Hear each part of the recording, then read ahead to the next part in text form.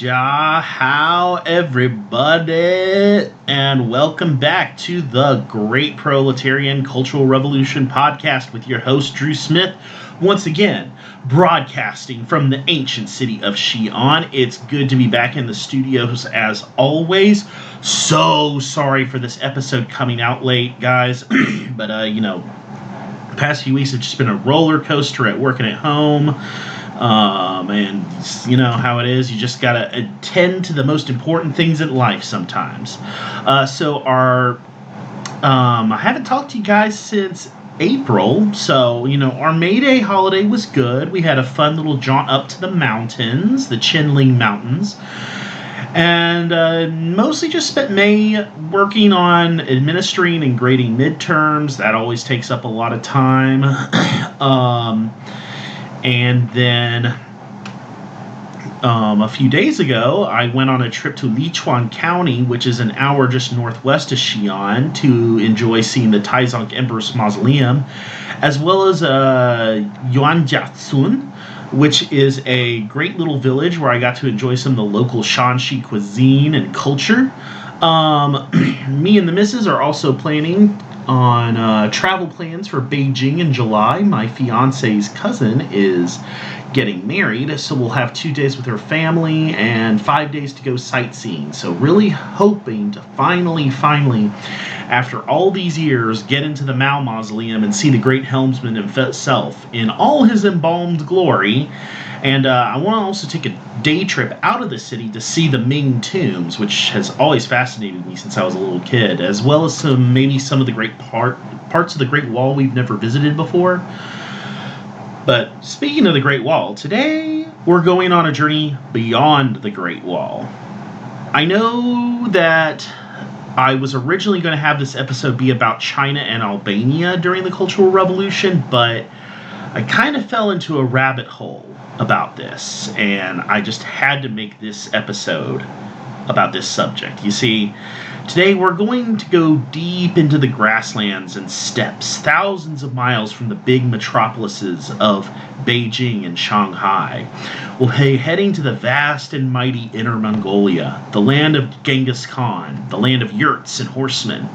And we'll be learning about how the great proletarian cultural revolution in Inner Mongolia unfolded.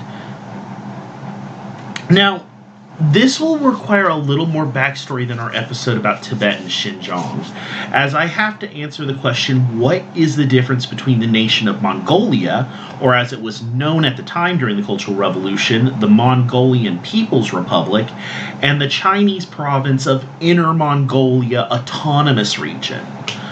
So let's go back, way back into time. So after the fall of the Mongol Empire and the Mongol Yuan dynasty that ruled over China in 1368, the Mongols were pushed back into the steppe lands that are today Mongolia and Inner Mongolia.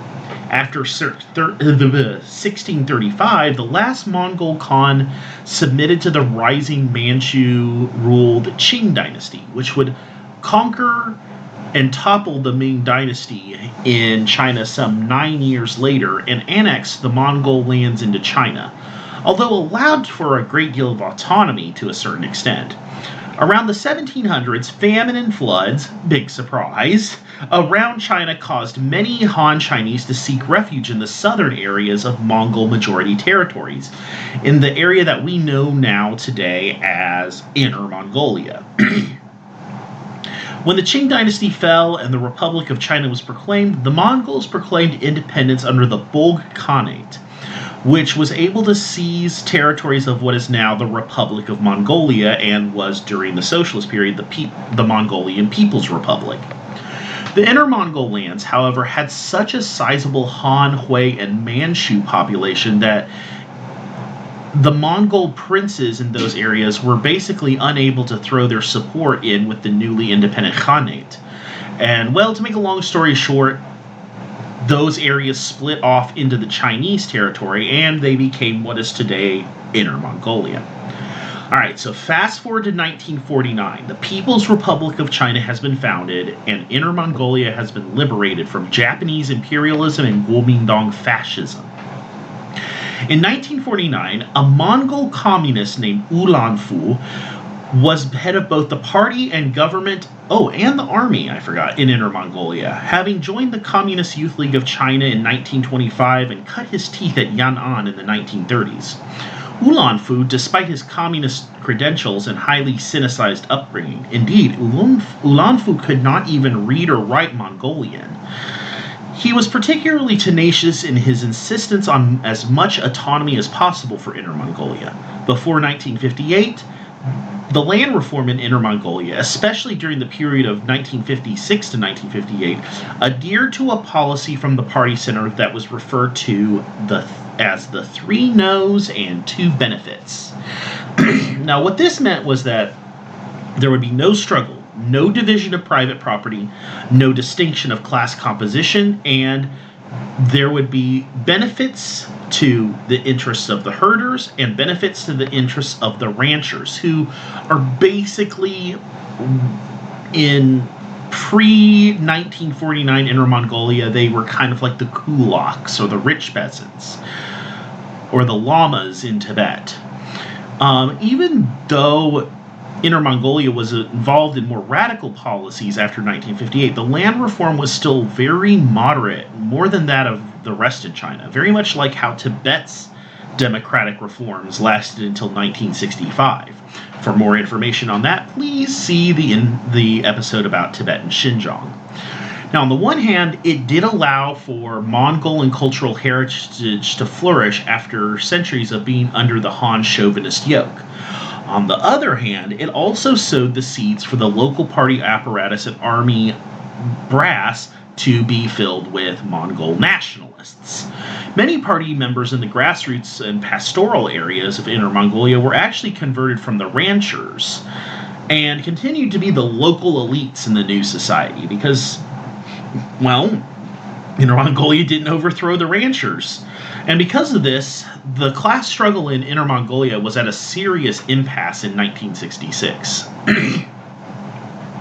Indeed, a few weeks before the Cultural Revolution was launched on May 16, 1966, while Ulanhu was in East Germany, leading a Chinese friendship delegation, Li Shuifeng, the first secretary of the CPC's North China Bureau, came to Inner Mongolia's capital of Holhat for 3 days and addressed senior cadres and military officials. Li harshly criticized Ulanhu without naming him. He said, quote, "Inner Mongolia is like a pool of stagnant water. Its leader is like a walking dead man, never emphasizing class struggle." Uh-oh. On May 17, 1966, the Inner Mongolia Daily published an editorial calling for the, quote, "people of all nationalities in the Inner Mongolia Autonomous Region to rise together and actively participate in this great socialist cultural revolution." Like everywhere else in China, Inner Mongolia was a clamor with the news that Mao was calling for a revolution within the revolution. On May 22nd, the North China Bureau convened a marathon conference at the Tianmen Hotel in Beijing. The conference featured sessions focusing on specific provinces and metropolises within the North China region. Ulanhu was responsible for, obviously, organizing the Inner Mongolia session, and Gao Jingming was charged with running its day-to-day affairs. For the first few days, the Inner Mongolia session studied the documents issued by the center, such as the May 16th Circular and Lin Biao's speech on May 18th, which discussed the plots and coups within and outside China, setting the ideological ground for the subsequent mass campaigns to be launched in Inner Mongolia and throughout the country. On June 5th, loudspeakers informed students that the Inner Mongolia Party Committee and the Cultural Committee led by Bulha were dispatching a work team to each of the 7 colleges in the capital of Holhat to strengthen party leaderships. All revolutionary students were ordered to welcome the work teams. But, as elsewhere in China, it became quite obvious very quickly that the work teams were under the direction of Liu Shaoqi and Ulanhu and were meant to stifle the Cultural Revolution, not help stoke the flames. Many students grew fearful as work team members entered the departments and began compiling lists of names.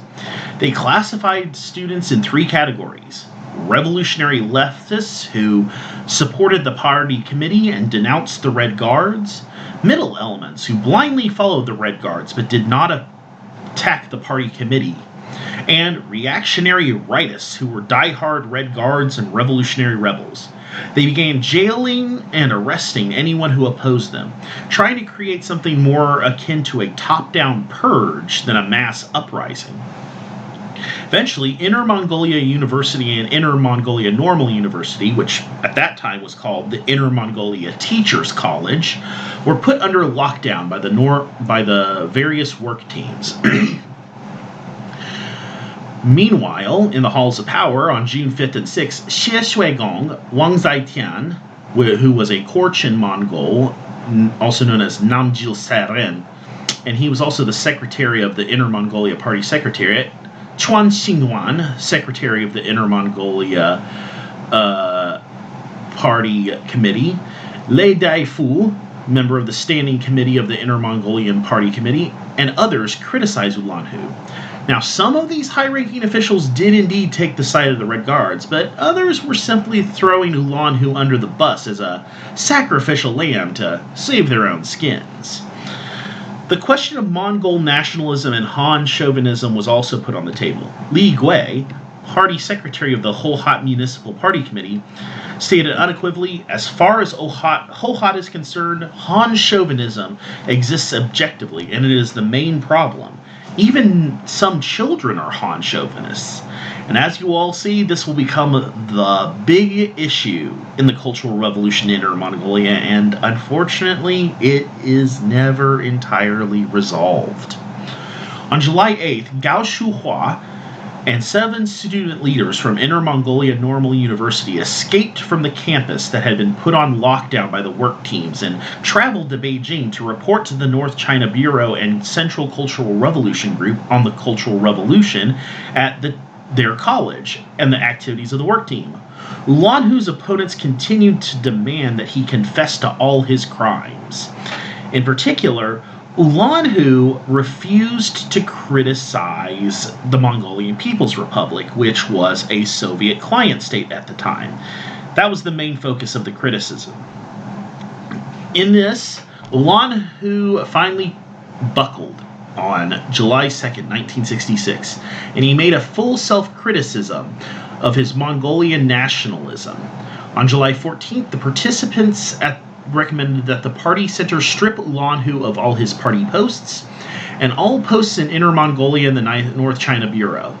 Indeed, he was stripped of his party membership, but he was allowed to retain his place as state governor of Inner Mongolia. And another interesting thing is that Ulanhu was also on the Tiananmen Square roster at the first Red Guard reception on August 18th of 66, and he was at the National Day Parade on October 1st, 1966. So he was not fully down and out yet.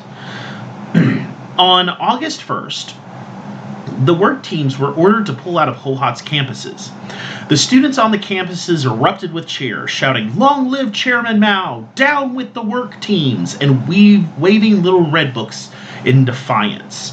The work teams attempted to dig in for a few days and trumpeted the claim that they could not dissolve because they had unearthed a several hundred-person anti-party clique in Hohhot, labeling the rebels counter-revolutionaries and reactionary capitalist roaders. Finally, though, on August 4th, the Inner Mongolia Party Committee forced the withdrawal of the work teams from all universities, but stipulated that one work team would remain at each teacher's college and few other campuses to act as liaisons between the colleges and the party committee, and many of those ended up becoming the so-called, quote-unquote, Cultural Revolution preparatory committees. The first Red Guard organization was formed in Hohhot on August 19th at the No. 2 Wool Textile Factory, eventually becoming known as Gaming Janshi, the Revolutionary Soldiers Workers Headquarters. At the Teachers College, the earliest Red Guard organization was the Mao Zedong Thought Red Guard General Headquarters. At a Ho-Hat mass rally on August 22nd, Inner Mongolia party leaders Gao Jinming and Wang Duo called on people to follow Chairman Mao to carry out the revolution, smash the old world to build the new world. By mid-August, revolutionary networking had begun in Inner Mongolia, and many Beijing Red Guards were moving into the region. Ulanfu and his associates, while having a lot of their power stripped, they were still there, hoped to play along with them and give them a moment of glory, calm them down, and then gradually ease them out of Inner Mongolia. He gave them a warm reception, much like the party brass and army brass did in Tibet and Xinjiang, but then encouraged them to move onward into other parts of China. When this did not work, he tried to redirect the struggle in another direction, attacking traditional Chinese and Mongol culture. And what do you know, tale as old as time, the cruelest, most violent, and mindless acts in the Destroy the Four Olds campaign in Inner Mongolia were conducted by students with good class backgrounds, students who were part of loyalist Red Guard factions, both from Ho-Hat and in Beijing.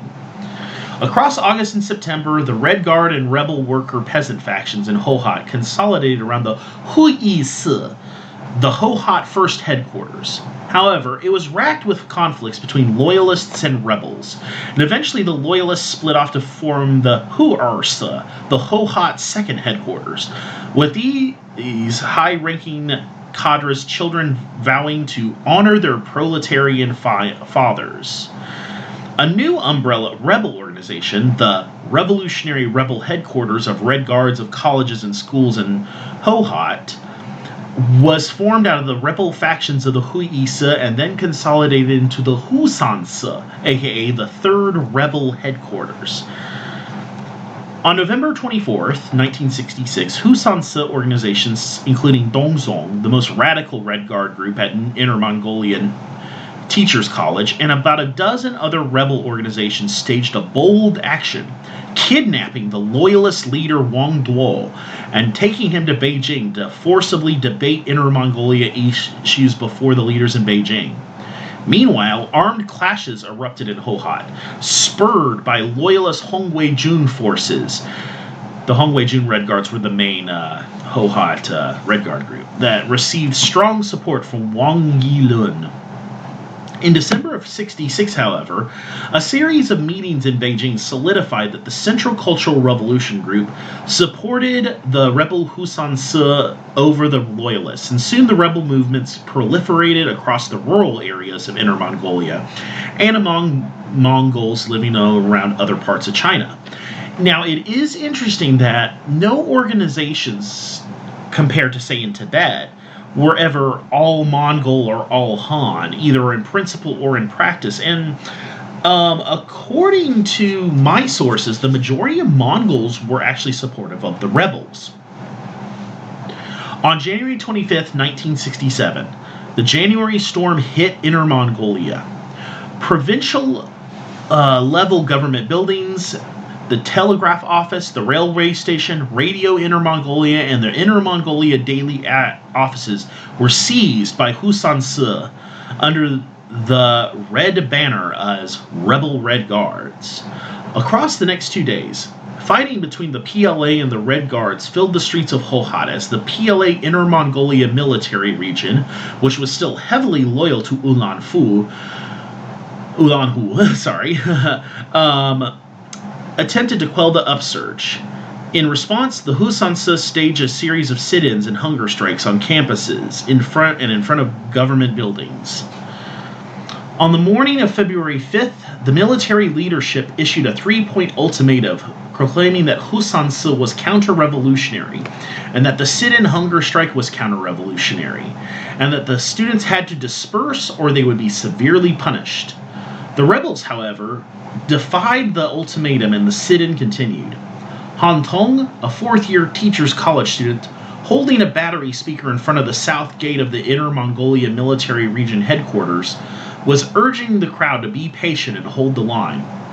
Unfortunately, 2 shots rang out from inside the Military Region headquarters, and Tong fell. The first few rows of rebels in front of the gate were workers of the August 18th Rebel HQ from the River West Company, whose 50,000 workers were involved in building missiles. As soon as the shots rang out, the workers in front, most of whom were demobilized soldiers, realizing the danger of a bloodbath, stood up and pressed backward, pushing the several hundred students behind them about 50 yards to the rear. And, according to one eyewitness, this action undoubtedly saved many lives.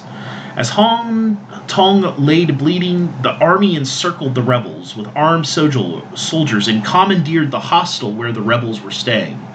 Recognizing that the nature of the conflict had changed in essence, that evening the rebels halted the hunger strike and sit-in and withdrew from the army headquarters, preparing to take their case to Beijing.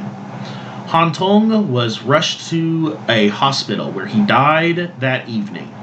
Han Tong was the first student killed in cold blood by the People's Liberation Army during the Cultural Revolution in all of China and became a martyr for the Red Guard movement. Zhou Enlai called the Inner Mongolian military region top brass and the leadership of the rebels and the loyalist organizations to the negotiating table in Beijing. Across several days, the negotiations continually stalled, with both sides pointing fingers at each other for Han Tong's death. Zhou made an instruction to call both sides to call for a ceasefire, with no denunciations by either side to be made on radio or in the press, no more mass demonstrations by either rebels or loyalists, and no taking of prisoners. Neither side was happy with the results. On March 1st, 1967, the Inner Mongolia military region moved to crush the small rebel opposition within its own ranks. It sent armed troops to Beijing and arrested 16 soldiers who were members of the army rebel organization Hongse Zaofan Tuan and took them back to Hohhot for punishment. The Hohhot Steel Plant, Hohhot Railway Bureau, Inner Mongolia Daily, and other units that had been in rebel hands were captured by the loyalist Red Guard grouping, the Hongwei Jun. With military support, former leaders of these units who had been overthrown by rebels resumed power. Hu Sanse and other rebels were harassed, beaten, and arrested by the army and Hongwei Jun. With the city under martial law, one after another, rebel branches were sealed off by the military and police. The army branded Hu Sanse a counter-revolutionary organization once again and set out to destroy it. On the evening of March 7th, 10,000 loyalists affiliated with Hongwei Jun and Wu Changzhe Red Guard organizations, with trucks, motorcycles, and jeeps, encircled Hu Sanse headquarters and the Inner Mongolian Federation of Trade Unions building, which housed the headquarters of the 6 main rebel worker organizations. Storming the building, Hongwei Jun and Wu Changzhe arrested staff members. The following day, the remaining Hu Sanse and other rebel activists regrouped at Inner Mongolia Normal University. There, armed PLA soldiers and Hongwei Jun immediately attacked the last remaining Hu Sanse stronghold, which had been the center of rebel strength in Hohhot from the outset. That night, Inner Mongolia Normal University was put under siege, a siege that would last an entire month with several wounded on each side. On March 30th, Zhou Enlai, Jiang Qing, Chen Boda, Kang Sheng, Zhang Chungchao, and Yao Wenyan met once again with a delegation of Inner Mongolia leaders, along with the leadership of Hu Sanse and Hongwei Jun. The CCRG was adamant that the Inner Mongolia military region was to back down, and Zhou Enlai ordered the military region to apologize, but with an eye to the region's sensitive international position, as well as its critical position in Chinese politics, he again insisted that the rebels had to protect the reputation of the army in Inner Mongolia. Because of the fact that the Soviet army was in the Mongolian People's Republic, he decided to tell the rebels to not topple any reactionaries within the Mongol military region. On April 13, 1967, he ordered the Beijing military region to send a small military force to take control of the Hohhot Railway, securing transportation between Hohhot and Beijing. The army arrived the following day on April 14th, and with the Inner Mongolia military still siding with the Loyalists and on a collision course with the rebels in the center, the incoming PLA soldiers were fully armed. Notified in advance of their arrival by rebel representatives in Beijing, more than 40,000 rebels and supporters gathered at the railway station that morning to welcome the arriving troops, shouting, "Long live the People's Liberation Army! Long live Chairman Mao!" and setting off firecrackers. They cheered and cheered, overwhelmed at the hope that this would change their fortunes. Rebels saw this as the advance party of a military that they would hope would shift the balance from repression of rebels to supporting the new legitimacy. Well, that will remain to be seen. In response, on May 4th, Teng Hai-ching, on the instruction of the State Council and the Central Military Commission, placed the Inner Mongolia Daily, Inner Mongolia Radio Station, Public Security Bureau, and Hohhot Telecommunications Bureau under martial law. The following day, a fight between loyalist and rebel soldiers left 40 soldiers severely wounded and 14 hospitalized, most of them outnumbered rebel soldiers. On June 18, 1967, the founding of the preparatory group of the Inner Mongolia Autonomous Region Revolutionary Committee was announced. 150,000 people rallied on Xinhua Square in Hohhot, hoping that a formation of a revolutionary committee like that in Shanghai would bring peace between the Red Guards and the People's Liberation Army. In early October 1967, an organization called Ferreting Out the Traitor Clique Liaison Office, headed by the Mongol Ulaanbaatar, submitted the brief report on the big treasonous group harbored by Ulanhu Black Clique to the preparatory group of the Revolutionary Committee. The report described the alleged traitorous activities of many Mongol leaders, including Hafanga, Tagusu, Namjil Seren, Vandan, Murun, and Yatga. According to this report, many Mongol leaders were members of a secret Inner Mongolian People's Revolutionary Party, which was looking to overthrow the Chinese rule in Inner Mongolia and merge the region with the Mongolian People's Republic. Everyone in Inner Mongolia was familiar with the Inner Mongolia People's Liberation Party, Neirendang. It was a actual organization during the Chinese Civil War and the Anti-Japanese War. And they knew that Ulanhu, Hafanga, Tagusi, and other Mongol leaders had been members of that party before its dissolution and merger with the CPC in 1947. But according to this report, the Neirendang had survived past this point as a secretive organization for Mongol nationalists, and the entire Inner Mongolia party apparatus was filled to the brim with this secretive traitorous clique. This report would have serious consequences for the Cultural Revolution, as you guys will unfortunately soon see. On November 1st, 1967, the Inner Mongolia Revolutionary Committee was established, with PLA General Teng Hai-ching heading the committee. While the people of Inner Mongolia were overjoyed at the announcement, the Standing Committee was almost entirely military and party. In fact, no rebels were appointed to the Standing Committee of the Revolutionary Committee, with only 4 Mongols elected to the entire Revolutionary Committee. Immediately, the central task of the Inner Mongolia Revolutionary Committee became digging up, or Wa, Ulanhu's Black Line, and eliminating, or Su, Ulanhu's pernicious influence, or the Wa-Su campaign for short.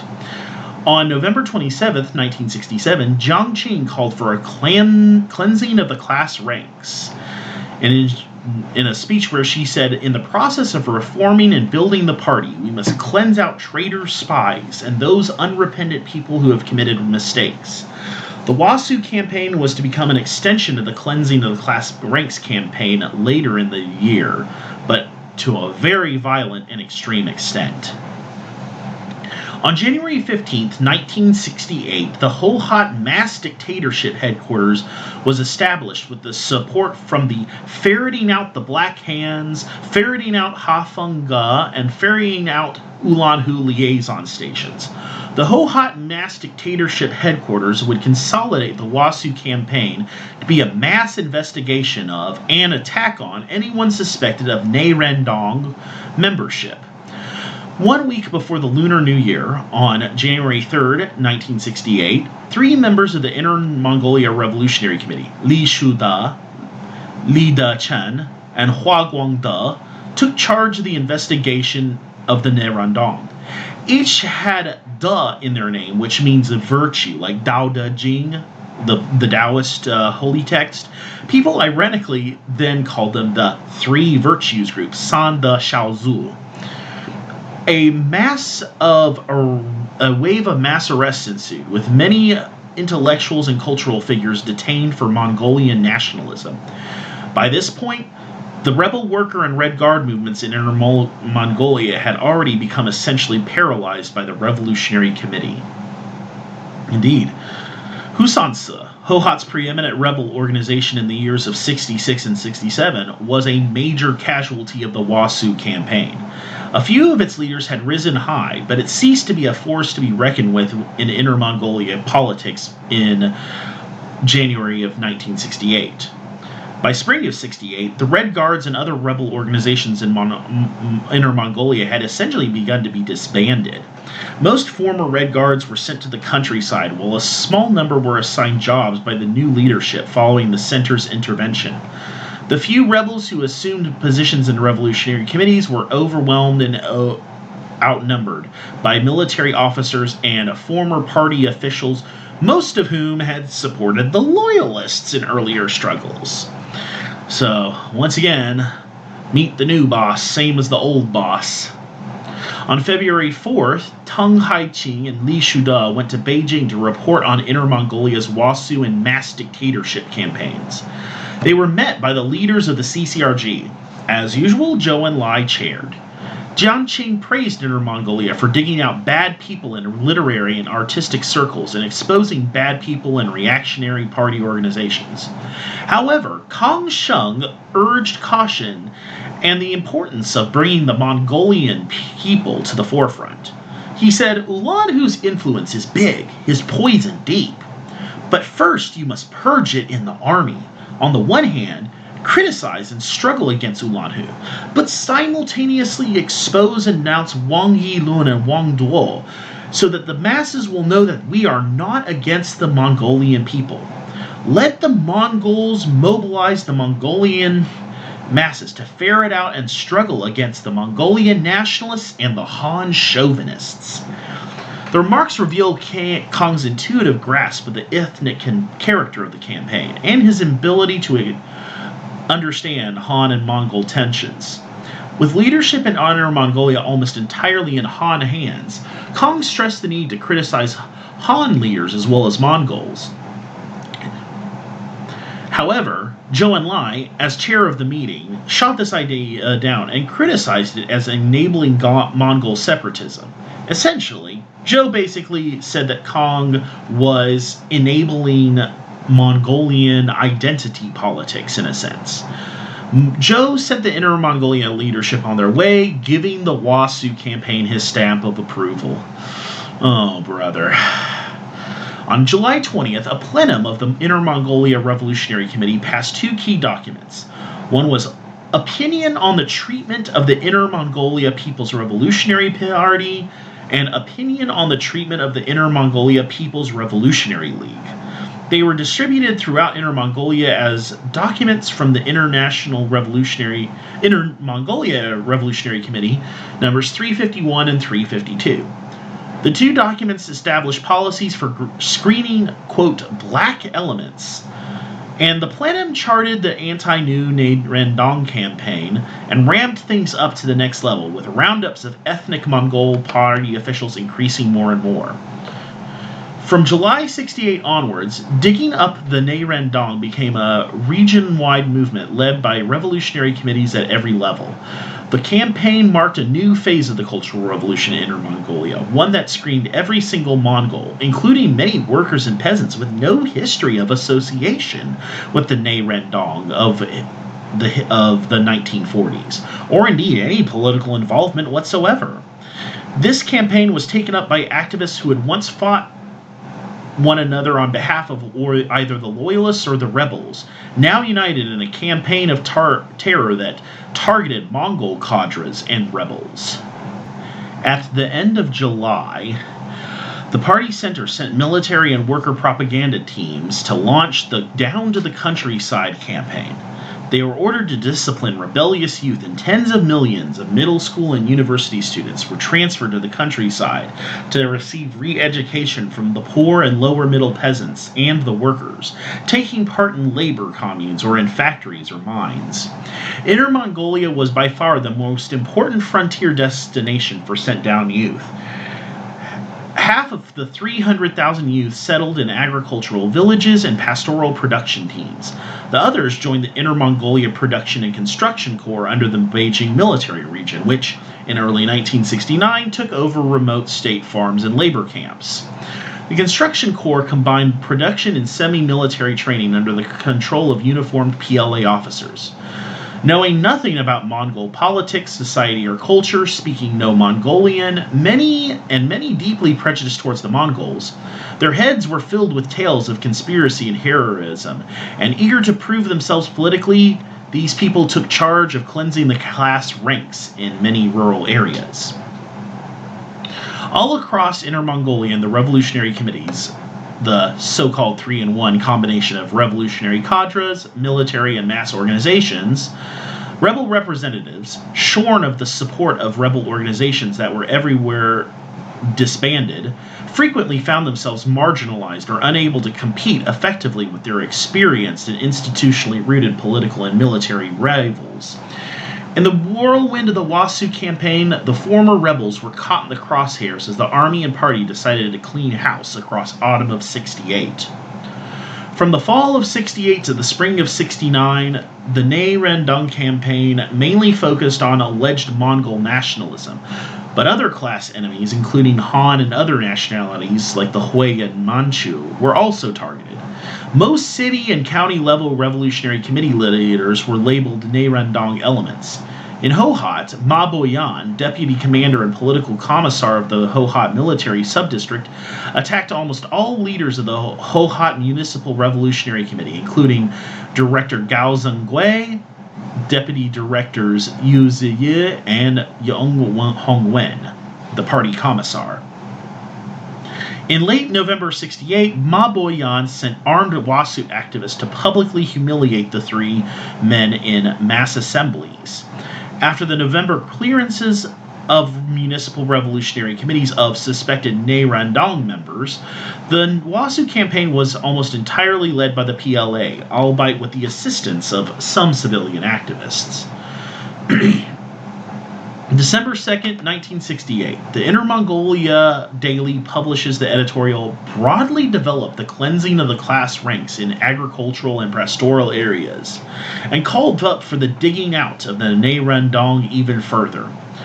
The editorial pushed each township and village to establish detention centers where they could extort confessions, mainly, as you will see, through coercion and torture. On January 1st, 1969, the People's Daily, PLA Daily, and Red Flag published a joint editorial, Use Mao Zedong Thought to Command Everything, which sought to reduce the disruption of class struggle.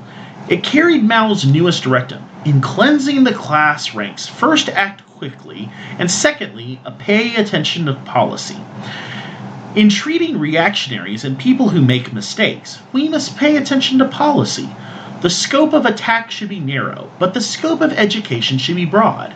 We must emphasize evidence, emphasize investigation, while the use of extorted confession as evidence must be prohibited. However, by this time, Mao's directions had lost their power in Inner Mongolia. Local leaders frequently ignored them even while quoting his words. Certainly, Teng Haiqing did. A few months later, the Ninth Party Congress was convened in Beijing from April 1st to 24th. The ostensible goals of the Ninth Party Congress were to bring the Cultural Revolution to a victorious conclusion and force reconciliation among antagonists on the basis of new revolutionary committee structures that would consolidate the military in position of primacy, as well as anoint Lin Biao as Mao's successor. Teng Hai-ching, learning that a major policy shift would be announced at the Congress, was preparing to bring Inner Mongolia's chaotic situation under control to avoid becoming a victim of the center's latest attacks. However, by then it was far too late. According to a report put out by the Communist Party of China in 1980, the Wasu campaign had seen 16,200 people executed, 81,000 injured by torture, 346,000 imprisoned, and 1 million people had either been arrested or stripped of party membership by the campaign. During the Ninth Congress, Kang conveyed Mao's supreme directive on Inner Mongolia for the first time. Quote, "Inner Mongolia has gone too far during the cleansing of the class ranks." Mao's word reverberated throughout Inner Mongolia's supercharged political milieu. Mao's muted signal to slow down the campaign created a panic among the officials and activists. After that, Kang Sheng ordered Teng Hai-ching, Wu Tao, and Li Shude to conduct thorough self-criticism. Mao and Kang's report criticized the core of the Inner Mongolia Revolutionary Committee for dragging the PLA into the morass, destabilizing its internal unity and stability, leading, quote, "some comrades to make certain mistakes in their works," emphasizing learning from the PLA so as to consolidate the unity between army and government and between army and people. Thus, the summer of '69 was particularly difficult for Teng Hai-ching.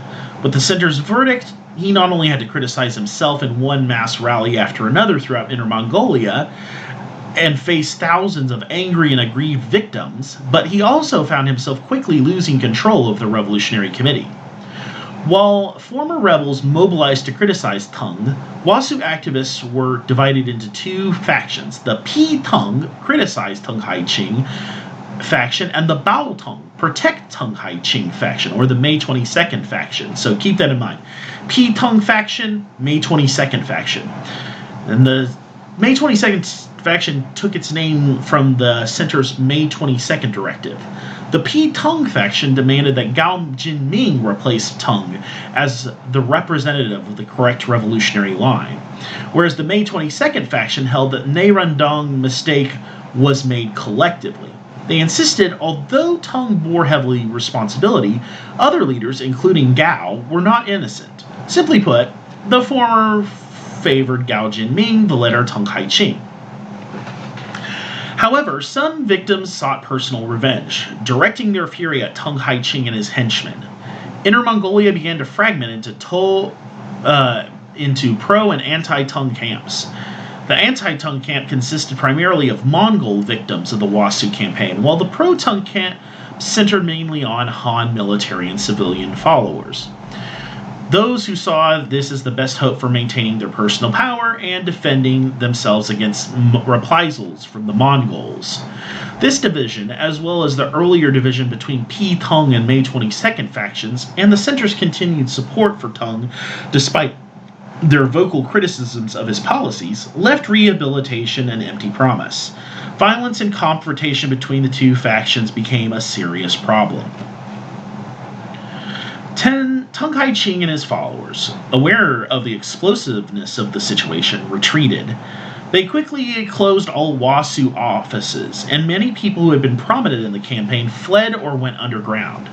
Sent-down youth disappeared from the localities where they had committed excesses and atrocities, but it was more difficult for local cadres and activists to leave.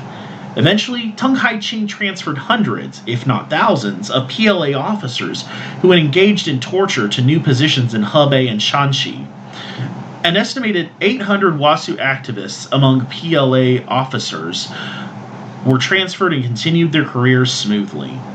The Inner Mongolia Revolutionary Committee sought to prevent victims from settling scores in a new wave of vengeance.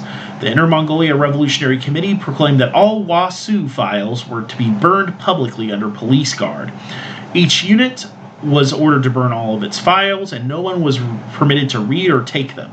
In about a week, every unit's files were burned. On July 23, 1969, the center made a shocking decision in response to the turmoil. It dismembered Inner Mongolia. In fact, it divided 3 of the eastern counties, Hulanbuer, Junudu, and Jirim, to respectively the northeastern provinces of Heilongjiang, Jilin, and Liaoning. In addition, Ilgine and Alasha right counties were transferred to Gansu province, and Alasha left boundary to the Ningxia Hui Autonomous Region.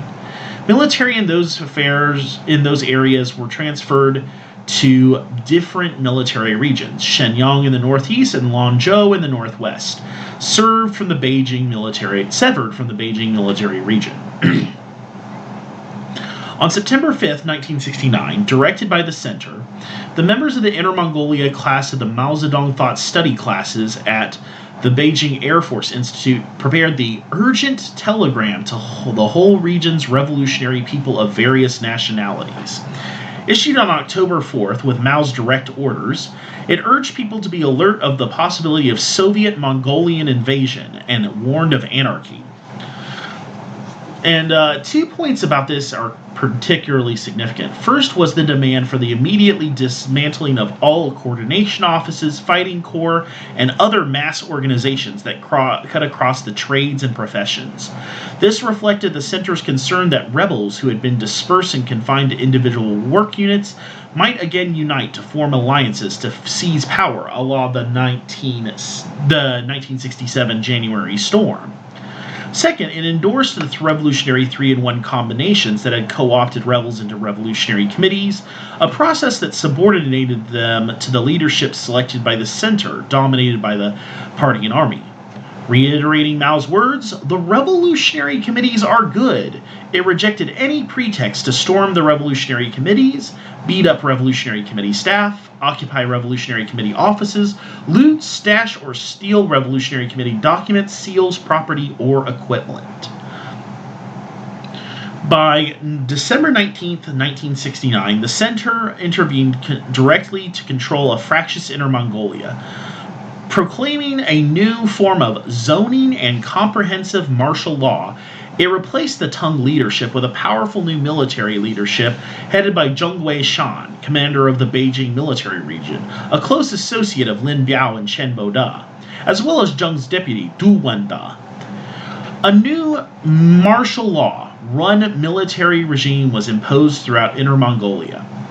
Under martial law, during January of 1970 and across May 1971, 11,106 Inner Mongolia cadres were detained and dispatched for rectifying thought and unifying understanding to various locations in Hebei, Shanxi, and Beijing, collectively known as the Tangshan Study Class. To ensure that the Center kept full control, classes were held outside of Inner Mongolia under the auspices of the Beijing military region. At the end of April of 71, after a year and a half, classes became more relaxed. In May, the leaders outlined the next stage.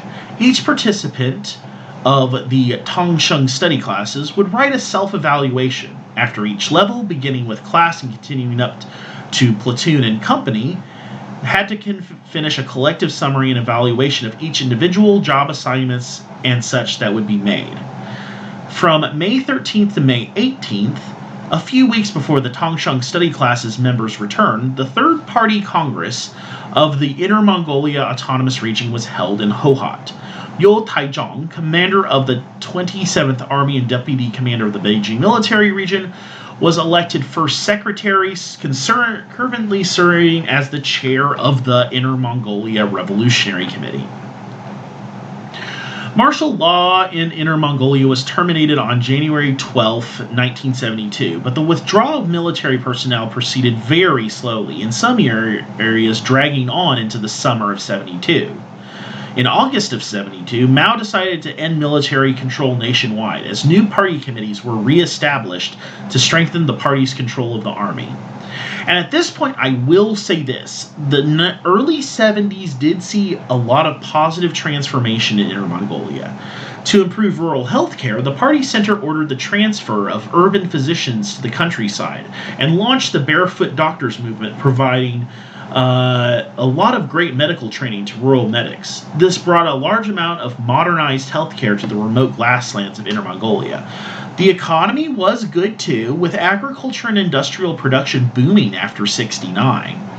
For all the horrors of the Wasu campaign, the standard of living and quality of life for the peoples of Inner Mongolia did improve significantly across 1970 through 1976. Unfortunately, as with all stories of the Cultural Revolution, things came to a tragic end for the revolutionary left. On November 12, 1976, shortly after Mao's death, the call to clean house of anyone supportive of the Gang of Four was heard. It began with the arrest of rebel leader Lu Litong from the Hohhot Railway Bureau. And indeed, historian and one-time Red Guard leader Gao Shuhua later called that the doomsday of the rebels. In short order, all former rebel leaders were arrested, regardless of their positions, including many who had gone into hiding in other provinces. For example, Li Feng, who led the Inner Mongolia Party Committee Work Unit's Red Flag headquarters, was arrested in Heilongjiang. Wang Jiyu, the August 18th leader from River Rest Country, was arrested in Nanjing, and Hu Daoyu, leader of the Hohhot Jingganshan Red Guards in Hubei. Later that month, Hao Guangda and Nasan Bayar, two former rebels and ranking members of the Revolutionary Committee, were detained by the Cleansing of the Gang of Four office. Most rebels were sentenced to 5 to 10 years of imprisonment, and many more people were expelled from the party or dishonorably discharged from the army for supporting the leftists in the Inner Mongolia apparatus. The following year, in 1977, Zhou Hui became the party secretary of Inner Mongolia. He was a Jiangsu native, acting as party secretary of Hunan province in 1959 when he was punished by Mao for supporting Marshal Peng Dehuai's criticism of the Great Leap Forward. In his 9-year tenure as party secretary of Inner Mongolia, he was instrumental in introducing the household contract system, which demobilized the people's communes with family farming and free market throughout rural China, boosting agricultural productivity and rural incomes in subsequent years. But the logic of agriculture and animal husbandry were profoundly different for Inner Mongolia. Dividing the grasslands into minuscule private plots of fenced land with hundreds of sheep and goats eliminated the possibility of the seasonal migration that was the heart of the pastoral economy. The result was the massive desertification of the grasslands, with devastating impacts on the pastoral economy and herder incomes. Zhou Hui's failure to appreciate both the imperatives of agriculture and pastoral production and the ethnic complexity of Inner Mongolia precipitated a new round of ethnic conflict, which many argued across the 1980s was actually worse than the Wasu campaign. And that, dear listeners, is where our story ends. So, I will say this. How do we sum up this whole thing? Let's sum up the whole thing. I have a few thoughts. I will say this in the defense of many of those who took part in the Wasu campaigns is that there was actually some evidence that the Inner Mongolian People's Revolutionary Party, the Nairandong, actually did still exist into the late 60s. Especially among the good old boys club, the rancher kulaks. So there actually may have been a grain of truth to the Nairandong and Wasu campaigns. In fact, some of the Chinese scholars of the Cultural Revolution who I've spoken to over the past month say that they believe that the Nairandong did in fact exist during that time, but that it was highly exaggerated. It was highly exaggerated. That's what they were saying. As one of my colleagues said, it is clear that this organization was real, but did not and could not have had so many members in reality. So we can say that the purge carried out in Inner Mongolia was far too harsh. Also, I would say that another reason that things got so bad in Inner Mongolia was that, well, like in a lot of provinces in China at the time, they failed to go with the Maoist dictum that the party controls the gun. The gun must never be allowed to control the party. That's what Mao always said. But the fact of the matter is, as you guys have seen, is that across the Cultural Revolution, the gun always ends up controlling the party in Inner Mongolia. Now, I know that the party's center was terrified of the prospect of a Soviet invasion via the Warsaw Pact-aligned Mongolian People's Republic, but they didn't struggle against them at all. The price that was paid was just not worth it, in my opinion. Hopefully, in future revolutionary societies, we will look back at the story of Inner Mongolia during the Cultural Revolution as an example of how not to conduct a cultural revolution among places with large amounts of oppressed nationalities, and instead turn to the more positive examples of Tibet and Xinjiang. All right, guys. Well, it's Friday night, and we're probably gonna either order pizza or get some late night snacks, something like that. So I'm gonna wrap this up. I hope you found it as interesting as I did, this look into a lesser-known aspect of the Cultural Revolution. At the end of this month, we will be returning to our chronological episodes, where we will be covering the screeching climax of the Red Guard movement, the 100-Day War at Tsinghua University. You won't want to miss it, my friends. So, from the ancient city of Xi'an, I say Zaijian and Wan'an. Sources for today's episode include A Chinese Rebel Beyond the Great Wall, The Cultural Revolution and Ethnic Pogrom in Inner Mongolia by Cheng Tiejun, Urai Donui Bulong, and Mark Selden. The Cultural Revolution in Inner Mongolia by Paul Heyer and William Heaton. Records of victims and perpetrators in the Inner Mongolia military region during the Cultural Revolution, compiled by Yang Haiying. Records of the Cultural Revolution in Inner Mongolia, compiled by Qi Ji. Storms of the Cultural Revolution in Inner Mongolia, an oral history of a rebel leader by Gao Shuhua and Cheng Tiejin. Digging for historical evidence and social mobilization of the Inner Mongolia People's Revolutionary Party, compiled by Yang Haiying. Government documents and leader speeches on the Inner Mongolia People's Revolutionary Party, compiled by Yang Haiying. And the Cultural Revolution in Inner Mongolia, the oral history of a rebel leader by Gao Shuhua. All right. Y'all have a good day.